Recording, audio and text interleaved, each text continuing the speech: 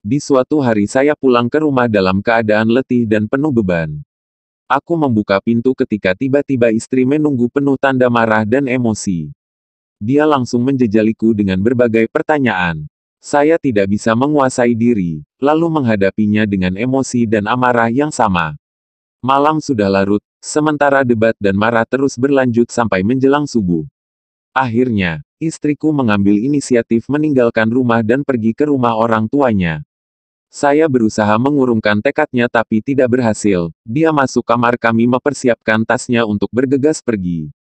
Saya meninggalkannya dan keluar dari rumah tanpa tahu kemana harus pergi. Saya sangat emosional dan marah. Di samping rumahku terdapat sebuah masjid dan azan sebentar lagi dikumandangkan. Saya masuk masjid, berwudu, dan salat 2 rakaat. Tak lama kemudian azan subuh dikumandangkan. Saya pun salat subuh berjamaah. Saya diam di masjid, beristighfar kepada Allah Azza wa Jalla, dan keadaan itu terus berlangsung kurang lebih 1 jam. Lalu saya bangkit pulang ke rumah dan membuka pintu ketika tiba-tiba istriku duduk menungguku dengan senyum. Saya mengucapkan salam dan bertanya, "Kamu masih berkeras hati ingin pergi?" Dia berkata, "Tidak, saya menyesal atas apa yang telah saya perbuat." Saya bergumam, "Ini aneh, apa yang telah terjadi?" Kemudian saya bertanya tentang rahasia di balik perubahan ini.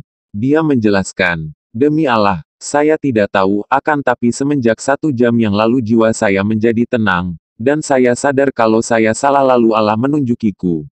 Saya teringat waktu itu adalah bertepatan dengan waktu saya duduk beristighfar kepada Allah. Lalu saya ingat sabda Nabi Shallallahu Alaihi Wasallam.